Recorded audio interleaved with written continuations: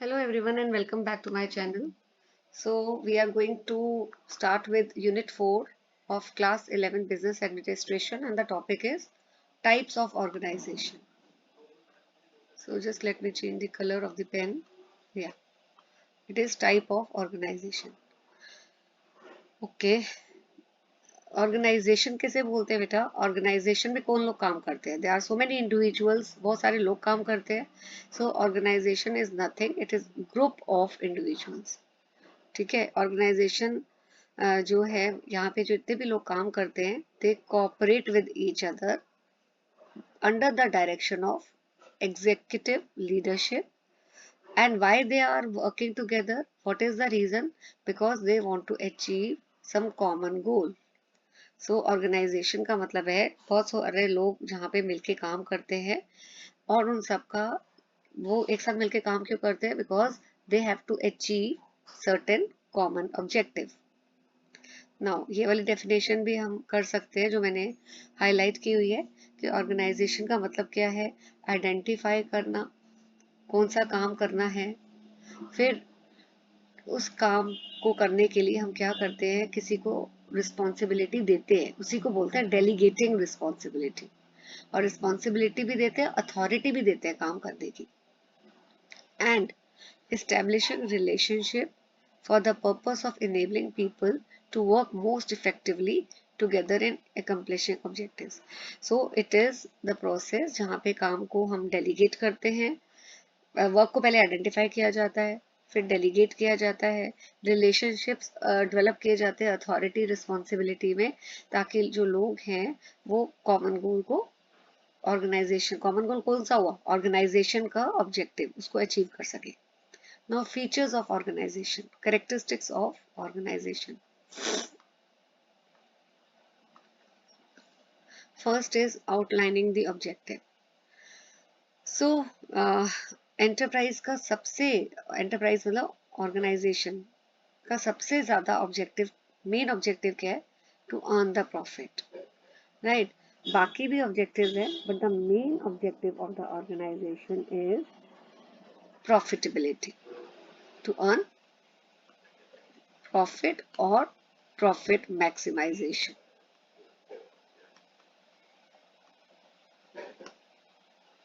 Right.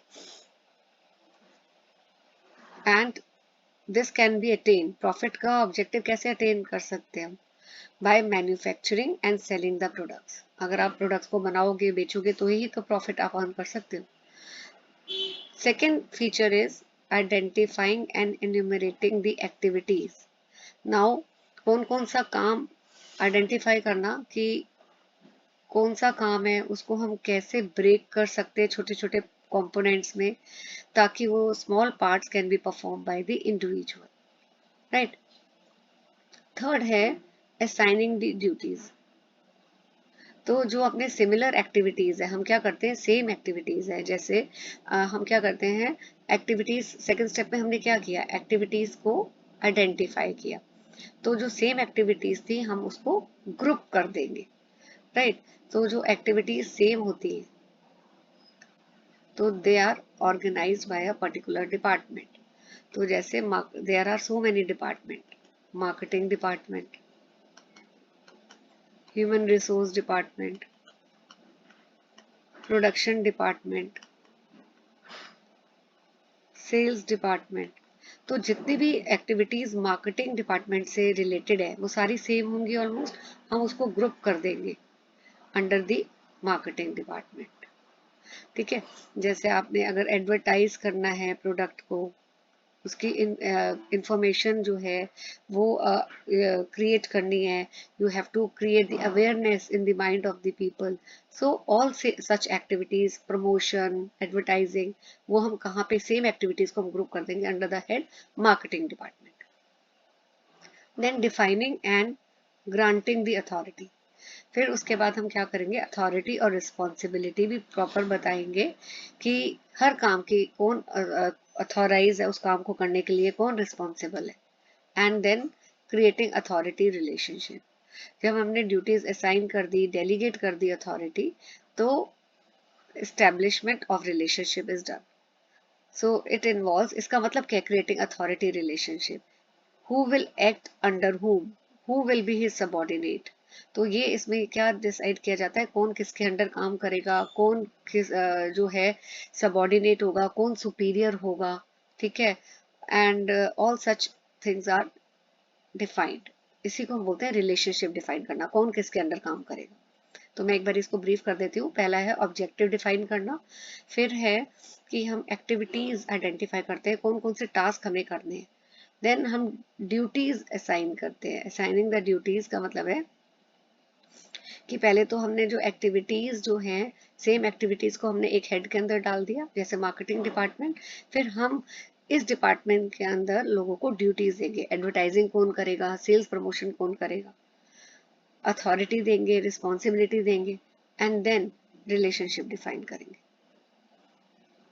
Now importance क्यों है organisation की, क्योंकि ऑर्गेनाइजेशन तभी, साउंड ऑर्गेनाइजेशन जो एक अच्छी ऑर्गेनाइजेशन होती है वो उससे एफिशिएंसी इंक्रीज होती है, ठीक है, कोई भी वर्क जो है वो डिले नहीं होता, it avoids delay, and managerial efficiency भी बढ़ती है, एंड जो एम्प्लॉयज हैं दे आल्सो गेट मोटिवेटेड।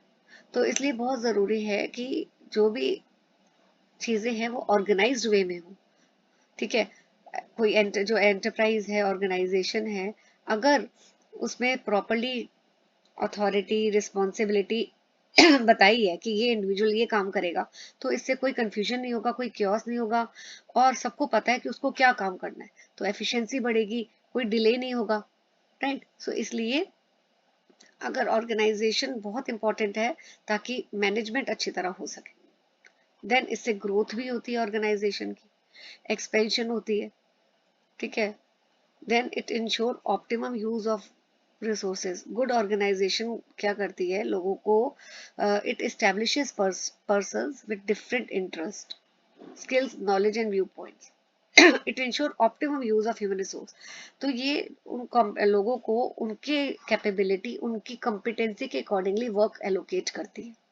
तो जब लोगों की कैपेबिलिटी और कॉम्पिटेंसी के अकॉर्डिंगली वर्क एलोकेट किया जाता है तो एफिशिएंसी भी बढ़ती है, एंड जो ह्यूमन रिसोर्सेज की है they are also utilised in a efficient manner. It stimulates creativity. So organisation अगर अच्छी है तो then it will create that atmosphere जिससे क्रिएटिव थिंकिंग जो है वो प्रमोट हो, एंड न्यू आइडियाज जो है, it welcome new ideas also, ठीक है। बहुत सारे लोग मिलके काम करते हैं ऑर्गेनाइजेशन में, everybody has different perceptions. So good organisation और वेल ऑर्गेनाइजेशन स्ट्रक्चर क्या करता है, वो वेलकम करता है न्यू आइडियाज को, क्रिएटिविटी को, and it is very important tool of achieving objectives. It prevent corruption also. कैसे करप्शन को प्रिवेंट करता है, क्योंकि साउंड ऑर्गेनाइजेशन क्या करता है कि एथिकल वैल्यूज जो है वो प्रमोट करता है एम्प्लॉयज में, ठीक है। एथिकल वैल्यूज होंगी तो एम्प्लॉयज का मोरल जो है वो इंक्रीज होगा, and they will be motivated to work with honesty, इसलिए करप्शन कम होगी। देन कोऑर्डिनेशन, जब सबको पता है ऑर्गेनाइजेशन में किसको क्या काम करना है तो कोई कंफ्यूजन नहीं होगी, एंड सब आपस में एक साथ मिलके कोऑर्डिनेट करके काम करेंगे। सो कोऑर्डिनेशन होता है proper. Then eliminates overlapping and duplication of work. So overlapping या डुप्लीकेशन ऑफ वर्क कब होता है, जब वर्क डिस्ट्रीब्यूशन क्लियरली डिफाइंड नहीं होता, जब किसी को पता नहीं होता ये काम किसको करना है, ए को करना है या एम्प्लॉय बी को करना है या एम्प्लॉय सी को करना है, तब ओवरलैपिंग होती है। बट जब प्रॉपरली डिफाइंड होता है कि ए को ये काम करना है, बी को ये काम करना है और सी को ये करना है, तो ओवरलैपिंग और डुप्लीकेशन नहीं होता है, right. Now there are various types of organisation, sole proprietorship, partnership, cooperative society, joint stock company. तो इसको हम एक बार स्टडी कर लेते हैं। सोल प्रोप्राइटरशिप का मतलब मैंने आपको पहले भी बताया था कि वो ऑर्गेनाइजेशन जहाँ पे एक इंडिविजुअल जो है वो पूरी ऑर्गेनाइजेशन को मैनेज करता है, ठीक है। So it is controlled by one individual.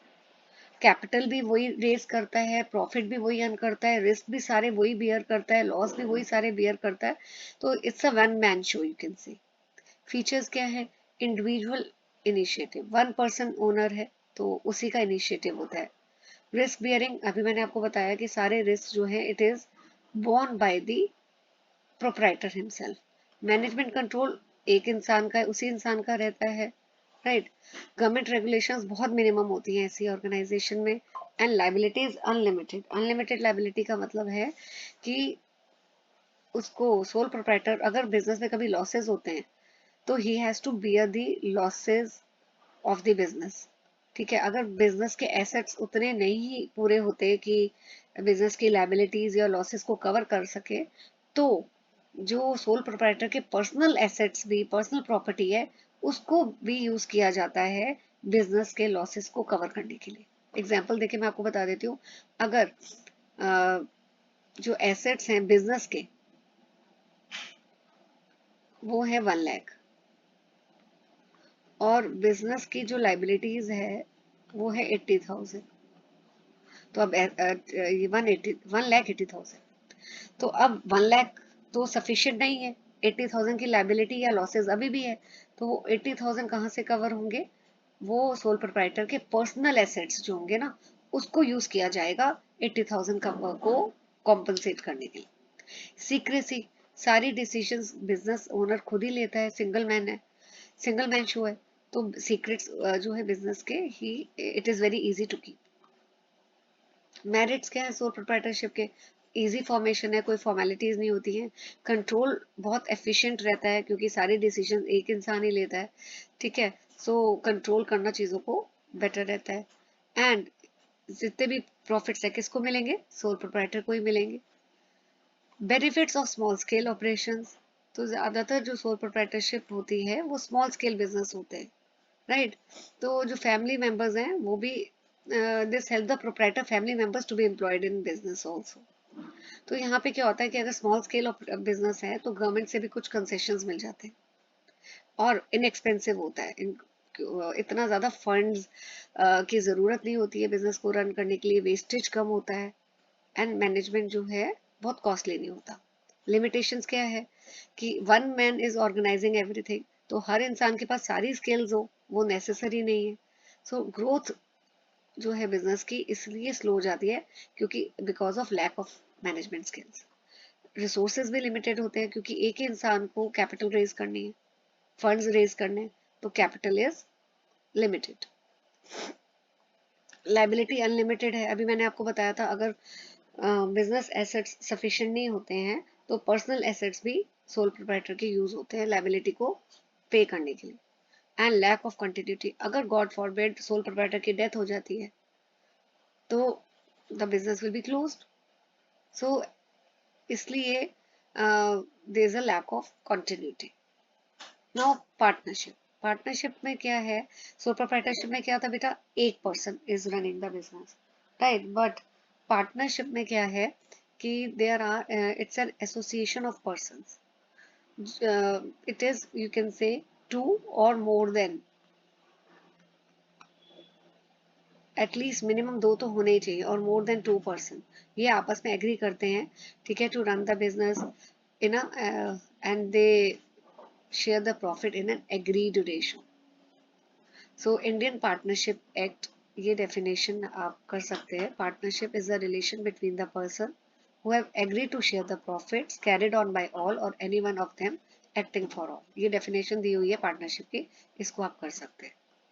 अच्छा, जो पार्टनर्स यहाँ पे मिलके काम करते हैं, ये पार्टनर्स को, ठीक है, जो लोग यहाँ पे काम करते हैं पार्टनरशिप में, इंडिविजुअली हम उनको पार्टनर्स बोलते हैं, लेकिन कलेक्टिवली हम उनको फर्म बोलते हैं। जैसे अगर मैं एग्जांपल दूं आप लोगों का, जितने भी स्टूडेंट्स होते हैं, ठीक है, आप लोग आते हैं स्कूल जाते हैं पढ़ने, तो आप लोगों को इंडिविजुअली स्टूडेंट्स बोलते हैं, but when you are sitting together हम बोलते हैं क्लास। तो ऐसे ही इंडिविजुअली पार्टनर्स बोला जाता है, कलेक्टिवली फर्म। मिनिमम पार्टनर्स कितने होते हैं? 2 और मैक्सिमम 20। फीचर्स क्या है? एग्रीमेंट होना जरूरी है, ठीक है, एग्रीमेंट के बेसिस में ही a partnership is formed. Then engagement in business. Partnership can be formed only on the basis of business activity. So ठीक है, आप किसी बिजनेस के लिए पार्टनरशिप एग्रीमेंट फॉर्म करते हैं. देन एजेंसी रिलेशनशिप होता है. एजेंसी क्या होता है? पार्टनरशिप बिजनेस क्या है? कोई एक पार्टनर भी रन कर सकता है बिजनेस को, या by it can be carried on by all the partners can also run the business. But अगर सपोज मैं आपको एग्जांपल दे देती हूँ, A B C, suppose C is taking any decision, तो C, A and B both will be binding by the decision which is taken by C. So ऐसा नहीं है कि C ने डिसीजन लिया है तो सिर्फ वही रिस्पॉन्सिबल होगा. नहीं, C कोई भी डिसीजन ले रहा है, then A and B will also be jointly responsible for that decision. क्योंकि it is a kind of all the three partners they have agreed to run the business together. तो इसलिए हम बोलते हैं कि एजेंसी रिलेशनशिप है. अब यहाँ पे सी क्या है? एक एजेंट की तरह काम कर रहा है कि वो ए और बी का एजेंट है. एजेंट है नहीं एक्चुअली, बट अगर वो कोई डिसीजन ले रहा है तीनों पार्टनर्स, लेकिन अगर वो कोई भी डिसीजन ले रहा है तो वो कोई भी अगर सी डिसीजन ले रहा है तो ए और बी उस डिसीजन के लिए रिस्पॉन्सिबल होंगे. Unlimited liability. लाइबिलिटीज जो पार्टनर्स की है वो अनलिमिटेड है. ठीक है, it is unlimited. Then common management. हर पार्टनर को राइट है कि वो बिजनेस में पार्टिसिपेट करे, बिजनेस को रन करे, right, but they have the right to participate. Okay, registration. Registration compulsory तो नहीं है, but it is always advisable कि आप पार्टनरशिप जो भी है उसको रजिस्टर करें with the registrar of firms. Duration. Partnership जो है it continues at the pleasure of the partners.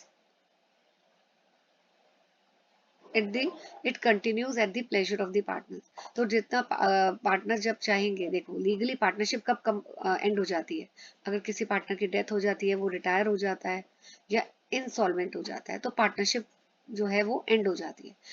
But अगर रिमेनिंग पार्टनर्स चाहते हैं, जैसे ABC है, इसमें से अगर C की डेथ हो जाती है, ठीक है, तो रिमेनिंग पार्टनर्स कौन हुए? A और B. अगर ये चाहते हैं कि अब C की डेथ होती है तो वो वाली पार्टनरशिप एग्रीमेंट खत्म हो जाता है, लेकिन रिमेनिंग पार्टनर्स अगर चाहते हैं तो वो कंटिन्यू कर सकते हैं एक साथ काम करना under the original firms name, right. Firm will not be dissolve. Firm continue करती रहेगी with the same remaining partners A and B. तो बट वो डिपेंड करता है कि रिमेनिंग पार्टनर्स उस को कंटिन्यू करना चाहते हैं या नहीं. मेरिट्स क्या है कि देखिए, सोल प्रोप्राइटरशिप में क्या था कि एक इंसान ही फंड्स रेज कर रहा है, लेकिन यहाँ पे 2-3 पार्टनर्स होते हैं तो they can raise the funds together. तो इसलिए जो फर्म है they can raise more capital with the help of partnership, with the help of so many partners who are working together in a partnership firm. Pooling of managerial skills. जब बहुत सारे लोग मिलके काम करते हैं तो क्या होता है? They have their own skills. Her individual की अलग स्किल्स होती है, तो इसी को बोलते हैं pooling of managerial skills. It is not stalls बेटा, इट इज स्किल्स. तो जब हर कोई अपना इंडिविजुअल टैलेंट ऑर्गेनाइज और फर्म में लेकर आ रहा है तो उससे एफिशिएंसी बढ़ती है. Balance business decision. बिजनेस जो है इसमें जो जितने भी डिसीजंस हैं they are taken after considering all the major aspect of the problem. हर चीज को प्रॉपरली एनालाइज किया जाता है, ठीक है. सो बैलेंस डिसीजंस होती है. हर डिसीजंस के हम प्रॉस देखते हैं, कॉन्स देखते हैं, क्या प्लस पॉइंट्स हैं, क्या नेगेटिव पॉइंट्स हैं. रिस्क भी जो है यहाँ पे शेयर होता है, तो एक इंडिविजुअल के ऊपर रिस्क का बर्डन, लॉस का बर्डन नहीं पड़ता. लिमिटेशंस क्या है? Uncertainty of existence. Partnership firm की एग्जिस्टेंस अनसर्टेन है. कोई रिटायर हो जाता है, किसी की डेथ हो जाती है पार्टनर की, या कोई इंसॉल्वेंट हो जाता है, तो partnership comes to an end. ठीक है. Okay, risk of implied authority. So मैंने आपको अभी बताया था ना, ये म्यूचुअल एजेंसी वाला रिलेशनशिप है. तो जैसे जिसमें अगर सी कोई डिसीजन ले रहा है तो A or B will be liable for the decisions which are taken by C. So liability जो A और B की है वो अपनी वजह से नहीं है. किसकी liability क्यों इनकी होती है? They are liable for any decision which are taken by the other partner also. इसी को बोलते हैं रिस्क ऑफ इम्प्लॉयड अथॉरिटी. अगर सी कोई गलत डिसीजन लेता है तो सिर्फ सी को ही नहीं कॉन्सिक्वेंसेस फेस करने पड़ेंगे, ए और बी को भी रिस्पॉन्सिबल होना पड़ेगा. Risk of disharmony. अब यहाँ पे जितनी भी डिसीजंस ली जाती हैं सब मिलके सारे पार्टनर्स इकट्ठे लेते हैं. They are taken unanimously. तो अब सबके अलग अलग व्यू पॉइंट्स हैं, सबके व्यू पॉइंट्स क्लैश भी होते हैं. रिकंसाइल करना व्यू पॉइंट्स को बहुत डिफिकल्ट है. तो कॉमन एग्रीड डिसीजन पे अराइव करना इट इज अ चैलेंज. तो lack of harmony. Then difficulty in withdrawal from the firm. Investment करना तो पार्टनरशिप फर्म में इजी है but it can not be easily withdraw. Then lack of institutional confidence.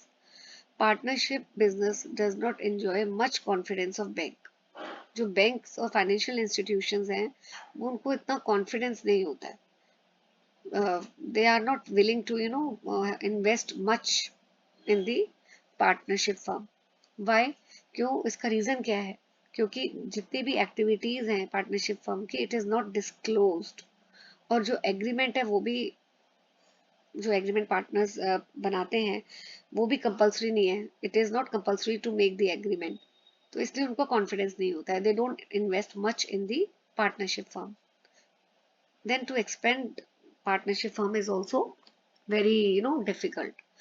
क्यों? क्योंकि देखिए funds होते हैं, रेज हो जाते हैं कि 2-3 पार्टनर्स मिलके काम कर रहे हैं, 2-3 पार्टनर्स कैपिटल कंट्रीब्यूट करते हैं, फंड्स कंट्रीब्यूट करते हैं, बट वो उतने सफिशिएंट नहीं होते हैं.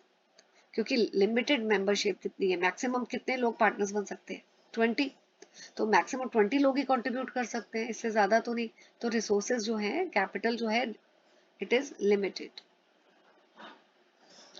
Then cooperative organisation. ये वॉलेंट्री ऑर्गेनाइजेशन होती है जिसमें बहुत सारे जो लोग हैं वो आपस में एक दूसरे की they join together for mutual benefit. देखिए it is a voluntary association for mutual benefit. और एम क्या है? Through self help and collective effort. तो अगर यहाँ पे देखिए, यहाँ पिक्चर से ही पता लग रहा है बहुत सारे लोग जो हैं वो आपस में दे join together on a voluntary basis ताकि एक दूसरे की वो हेल्प कर सके और आपस में एक दूसरे का कोऑपरेट कर सके. तो वॉलेंट्री एसोसिएशन है, राइट. जिसका भी कॉमन इंटरेस्ट है वो ज्वाइन कर सकता है सोसाइटी को. सबके इक्वल वोटिंग राइट्स है. और कोऑपरेटिव सोसाइटी की एक अलग, it is required to be registered under cooperative society act. ठीक है. तो इसलिए इसकी एक अलग से ये अलग एंटिटी होती है. एग्जिस्टेंस जो है इसकी डिफरेंट होती है मेंबर से, राइट. तो अगर किसी भी मेंबर की डेथ होती है, इंसॉल्वेंट होता है, तो उससे इसकी एग्जिस्टेंस बंद नहीं होती. तो कोऑपरेटिव सोसाइटी कंटिन्यू करती है चाहे कोई कोई भी मेंबर है वो छोड़ के चला जाए या उसकी डेथ हो जाए, उसे इसकी एग्जिस्टेंस को फर्क नहीं पड़ता. मेन मोटिव क्या है कोऑपरेटिव सोसाइटी का? To it is based on the service motive of its member. Main aim है मेंबर्स को हेल्प करना, प्रॉफिट अर्न करना. ये जो है इसका ऑब्जेक्टिव नहीं है. और जो भी सरप्लस होता है, देखो मेंबर्स को वो आउट ऑफ जितने भी प्रॉफिट्स कोऑपरेटिव सोसाइटी के होते हैं, मेंबर्स को उन प्रॉफिट में से डिविडेंड दिया जाता है, बोनस दिया जाता है. Then merits of cooperative organisation. It is very easy to form. ठीक है, वॉलेंट्री है, रजिस्ट्रेशन बहुत सिंपल होती है, ओपन मेंबरशिप है, anybody can join cooperative organisation जिनका कॉमन इंटरेस्ट है. डेमोक्रेटिक मैनेजमेंट है क्योंकि everybody has a right to vote. Principle of one man one vote is applicable. ठीक है, सभी मेंबर्स को इक्वल राइट्स है. एंड स्टेबिलिटी, इसकी एग्जिस्टेंस जो है वो कंटिन्यू रहती है, चाहे कोई भी मेंबर है उसकी चाहे डेथ हो जाए, इंसॉल्वेंट हो जाए, उससे फर्क नहीं पड़ता. तो इसलिए स्टेबल रहती है एग्जिस्टेंस. इकोनॉमिकल ऑपरेशंस, जो ऑपरेशंस हैं वो इकोनॉमिकल होते हैं. क्यों? क्योंकि मिडलमैन को नहीं रखा जाता, यहाँ पे मेंबर्स ही जो है वॉलेंट्री सर्विसेज प्रोवाइड कर रहे हैं, राइट. और भी बेनिफिट्स मिलते हैं कोऑपरेटिव सोसाइटी को, जैसे ये देखिए, क्रेडिट कोऑपरेटिव क्या करता है, it promotes habit of thrift and producer cooperative encourage joint activity among members। तो बहुत सारे अदर नॉन इकोनॉमिक बेनिफिट्स भी मेंबर्स को मिलते हैं। जो क्रेडिट कोऑपरेटिव है, बहुत तरह की सोसाइटीज होती है कोऑपरेटिव। क्रेडिट कोऑपरेटिव क्या करती है, अपने मेंबर्स को क्रेडिट देती है at a very cheaper rate of interest. लेकिन लिमिटेशंस क्या है, कैपिटल बड़ी कम होती है। ठीक है, कैपिटल कौन रेज करता है, मेंबर्स ही रेज करते हैं, मेंबर्स ही इन्वेस्ट करते हैं कैपिटल, बट उनको जो बदले में रिटर्न मिलता है बहुत लो मिलता है, इसलिए कैपिटल लिमिटेड होती है। मैनेजमेंट इनएफिशिएंट होता है, राइट, क्योंकि ये लोग आपस में जिनका कॉमन इंटरेस्ट है वही मैनेज कर रहे हैं, and they are not very professionals. Qualified managers जो होते हैं वो नहीं होते हैं इतने। एब्सेंस ऑफ मोटिवेशन, तो कोऑपरेटिव सोसाइटी क्यों बनी है, for mutual benefit and interest of the member. अगर वो इंटरेस्ट जिसके लिए कोऑपरेटिव सोसाइटी बनी है, अगर वो इंटरेस्ट सेटिस्फाई नहीं है तो कोई मोटिवेशन नहीं रहता है यहाँ पे मेंबर्स का। Difference and factionalism among members, तो ग्रुप कॉन्फ्लिक्ट्स भी होती है क्योंकि हर किसी के व्यू पॉइंट्स अलग होते हैं। और rigid rules and regulation, government का एक्सेसिव रेगुलेशन और कंट्रोल रहता है इनकी फंक्शनिंग के ऊपर। Now comes company.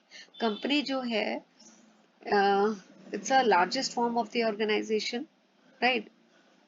यहाँ देखिए, voluntary association of person having separate legal existence, perpetual succession and a common seal। So company is a voluntary association of person। Features क्या है, रजिस्टर्ड बॉडी है, ठीक है। कंपनी कब एग्जिस्टेंस में आएगी, जब उसकी रजिस्ट्रेशन होगी। अगर रजिस्ट्रेशन नहीं है तो इट कैन नॉट फंक्शन, तो लीगल फॉर्मेलिटीज करनी पड़ती है। कंपनी की अलग आइडेंटिटी होती है, मेंबर्स की अलग होती है। It has a separate entity from its member, ठीक है। तो कंपनी जो है वो बिजनेस अपने नाम पे कर सकती है, कॉन्ट्रैक्ट भी अपने नाम पे एंटर कर सकती है।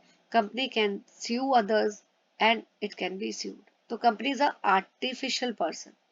देखो, कंपनी कोई पर्सन तो नहीं है, लेकिन जिस तरह कोई इंसान कॉन्ट्रैक्ट में साइन करता है, ऐसी कंपनी के अलग से कॉमन सील होती है, ठीक है। ऐसे ही जैसे अगर किसी इंसान के ऊपर कोई केस हो जाता है, या कोई इंसान किसी दूसरे इंसान के ऊपर केस फाइल कर सकता है, तो इसी तरह company can sue and be sued, right. Perpetual succession, perpetual succession का मतलब है कंपनी की कंटिन्यूस एग्जिस्टेंस है, इट कंटिन्यूस फॉर एवर। चाहे कोई मेंबर की डेथ हो, मेंबर इंसॉल्वेंट हो, उससे कंपनी की एग्जिस्टेंस जो है उसको फर्क नहीं पड़ता। Members can come, members can go, but company goes on for ever. Common seal, तो कंपनी जो भी कॉन्ट्रैक्ट एंटर करती है वो कैसे करती है, right, through the common seal, right. So common seal होती है हर कंपनी की, जिसमें जो नेम है उसका इनग्रेव्ड होता है। जैसे अगर कोई भी कंपनी है, इन्फोसिस है, तो कॉमन सील आपने देखा होगा कि एक स्टैम्प सी लगती है ना, ठीक है, जिसमें कंपनी का नाम यहाँ पे इनग्रेव्ड होता है, तो एक स्टैम्प लगाई जाती है, राइट। लिमिटेड लाइबिलिटी, मेंबर्स की लाइबिलिटी लिमिटेड होती है, और कितनी लिमिटेड होती है, it is limited to the extent of capital agreed to be contributed. जितनी कैपिटल उन्होंने कंट्रीब्यूट की है उससे ज्यादा they are not liable, they are liable for only to the extent of capital which is contributed by them। shares are transferable। अब capital जो है company की वो हम डिफरेंट पार्ट्स में डिवाइड करते हैं, जिसको हम शेयर्स बोलते हैं, और ये शेयर्स जो हैं it is freely transferable. Merits of company, collection of huge financial resources. सबसे बिगेस्ट जो एडवांटेज है कंपनी का, कि कंपनी में बहुत सारे मेंबर्स होते हैं and company is able to collect large amount of funds, right. Liability limited होती है मेंबर्स की, मैंने अभी आपको बताया point. Free transferability of shares, वही फीचर्स का सेम पॉइंट है। ड्यूरेबिलिटी एंड स्टेबिलिटी कि members can come, members can go, लेकिन कंपनी तो it can continue for ever. Members की डेथ से, मेंबर के इंसॉल्वेंट होने से कंपनी के एग्जिस्टेंस को फर्क नहीं पड़ता। एंड कंपनी के पास बहुत सारे फंड्स होते हैं, कैपिटल होती है, सो इसलिए उसके लिए ग्रोथ और एक्सपेंशन भी बहुत ईजी है। Company can grow, it can become a large scale company. Management is also efficient क्योंकि प्रोफेशनल्स मैनेज करते हैं कंपनी को, right. Public confidence, so a company enjoys confidence and trust of the people also, क्योंकि जितनी भी company की reports हैं, financial reports होती हैं, balance sheet, profit and loss statement, it is available to the public, right. Social benefits भी मिलते हैं, जैसे democratisation of management. So management जो है किसके पास होता है यहाँ पे, to the elected representative of share holders, that is directors. देखो डायरेक्टर्स कैसे अपॉइंट करते हैं, कंपनी में बहुत सारे शेयर होल्डर्स होते हैं, शेयर होल्डर्स सब अपना वोट डालते हैं और जिसको सबसे ज्यादा वोट मिलता है he will be the director. तो इसी को हम डेमोक्रेटिक बोलते हैं, डेमोक्रेटिक मैनेजमेंट, ठीक है। देन डिस्पर्सल ऑफ ओनरशिप, सो जितने भी बेनिफिट्स होते हैं कंपनी के वो डिस्ट्रीब्यूट हो जाते हैं among various people who are connected with the company, who have invested in the company, members में। So its ownership is widely held। जो जो कंपनी में पैसा लगा रहा है उसको हम क्या बोलते हैं, शेयर्स खरीद रहे हैं, शेयर होल्डर्स। तो ये जितने भी बहुत सारे शेयर होल्डर्स होते हैं, तो जितने भी शेयर होल्डर्स होते हैं, every share holder is a owner, it has certain share in the company. Assumption of social responsibility, आज जितनी भी बड़ी बड़ी कंपनीज हैं उनको सोशल वेलफेयर एक्टिविटीज भी करनी पड़ती हैं, जैसे डोनेशन करना है स्कूल्स कॉलेजेस में, रूरल एरियाज डेवलप करने हैं, हेल्थ केयर इंस्टीट्यूशंस चलाने हैं। तो ये भी इसको हम बोलते हैं corporate social responsibility, right. Then limitations of company organisation, expensive होते हैं, लीगल प्रोसीजर बड़े कॉम्प्लिकेटेड होते हैं, बहुत सारे डॉक्यूमेंट्स प्रिपेयर करने पड़ते हैं, गवर्नमेंट की रेगुलेशंस बहुत ज़्यादा होती है और डिसीजन मेकिंग डिले हो जाती है, क्योंकि एक हियरार्की होती है कि top management, then middle management and then lower management.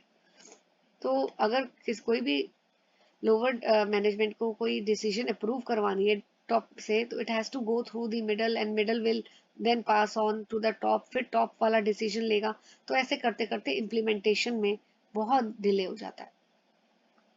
Conflict of interest, क्योंकि बहुत सारे ग्रुप्स होते हैं कंपनी में, ठीक है, तो सबके अलग अलग इंटरेस्ट होते हैं जो क्लैश करते हैं एक दूसरे से, so it may lead to conflict of interest. Oligarchic management, ठीक है, ये it is what is oligarchic. देखो कंपनी का मैनेजमेंट हमें लगता तो पूरा डेमोक्रेटिक है, बट होता नहीं है, क्योंकि it is controlled by small group of persons. तो जो टॉप मैनेजमेंट वाले लोग होते हैं ज्यादातर वो ही सारी डिसीजंस लेते हैं कंपनी के लिए, राइट। सो इसलिए it is not fully democratic. Then speculation, profit जो है it is thought to be made by manipulating price of shares without actually holding shares. तो कई बारी कंपनी में स्पेकुलेशंस होती है, अनफेयर ट्रेडिंग भी होती है, राइट। तो डायरेक्टर्स को देखो पूरी नॉलेज होती है, इंफॉर्मेशन होती है कंपनी की फंक्शन के। जैसे एग्जांपल देके मैं आपको ज्यादा अच्छा बताती हूँ कि डायरेक्टर्स मे सेल और buy shares knowing that price will decline और go up because of low और high profit, as a result innocent share holder may suffer loss. Insider trading बोलते हैं बेटा इसको, कि जो अंदर कंपनी में काम कर रहे हैं डायरेक्टर्स जो हैं, उनको तो सब पता है कि शेयर के प्राइस बढ़ेंगे या कम होंगे, उसके अकॉर्डिंगली वो पहले ही प्लान कर लेते हैं कि हम शेयर्स ले या ना ले। लेकिन ये इंफॉर्मेशन जो एक शेयर होल्डर है उसको नहीं पता होती, तो इसी को हम स्पेकुलेशन बोलते हैं। ग्रोथ ऑफ मोनोपोलिस्टिक टेंडेंसीज, क्योंकि जो लार्ज साइज कंपनी है वो एक तरह से बहुत मोनोपोली की तरह ग्रो करती है। मोनोपोली क्या होता है, जिसमें एक ही फर्म हो। अब मोनोपोली इट्स नॉट गुड, क्योंकि monopoly is not good from the consumer point of view. अगर एक ही फर्म है तो वो कुछ भी प्राइस चार्ज कर सकती है और कस्टमर्स को देना ही पड़ेगा। लेकिन अगर बहुत सारी फर्म्स होंगी तो कस्टमर के पास चॉइस होता है कि अगर एक फर्म ज्यादा चार्ज कर रही है तो वो दूसरी से गुड्स खरीद लेगा। लेकिन लार्ज स्केल ऑर्गेनाइजेशन है, ये मोनोपोली की तरह काम करती हैं और एलिमिनेट कर देती है कंपटीशन, क्योंकि स्मॉल स्केल इनके आगे सरवाइव नहीं कर पाती। एंड गवर्नमेंट डिसीजंस भी इन्फ्लुएंस करती, राइट, क्योंकि ये लार्ज स्केल कंपनी होती है, इनके पास इतना पैसा होता है कि ये कई बार हाई ऑफिशियल्स को ब्राइब कर देती, तो अपने फेवर में डिसीजंस ले लेती है। देन लिमिटेड लाइबिलिटी पार्टनरशिप, इसमें एडवांटेजेस हैं पार्टनरशिप के भी, ठीक है, कि and it has separate legal entity also, वो स्टेटस भी मिलता है, और लाइबिलिटी इनकी लिमिटेड होती है।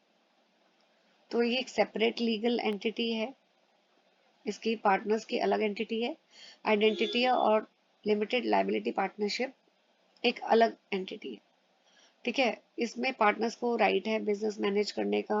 वन पार्टनर जो है is not responsible for another partners misconduct. Partnership में क्या होता था, एक ने अगर गलत डिसीजन लिया दूसरे भी लायबल है, लेकिन यहाँ पे ऐसा नहीं है। जो एक पार्टनर अगर गलत डिसीजन ले रहा है तो दूसरे लायबल नहीं है। मिनिमम 2 पार्टनर्स चाहिए, maximum there is no limit, and profit है मेन मोटिव।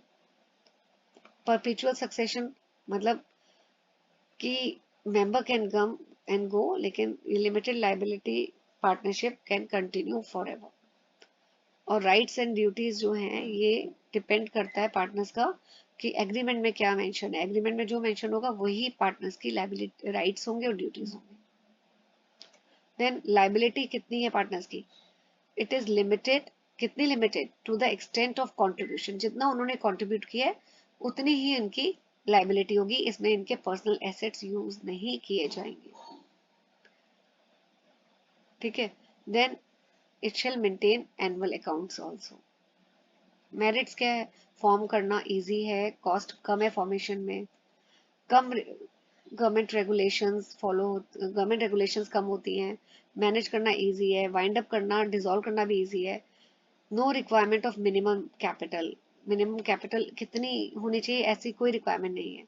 पार्टनर्स जो है वो दूसरों के एक्ट के लिए लायबल नहीं है, और no minimum alternate tax. Demerit क्या है, it can not raise money from the public, और फाइनेंशियल इंस्टीट्यूशंस जो हैं वो ज़्यादा इन्वेस्ट नहीं करते। So this is all about this chapter. In the next video, I will be covering Unit 5. Thank you for watching the video.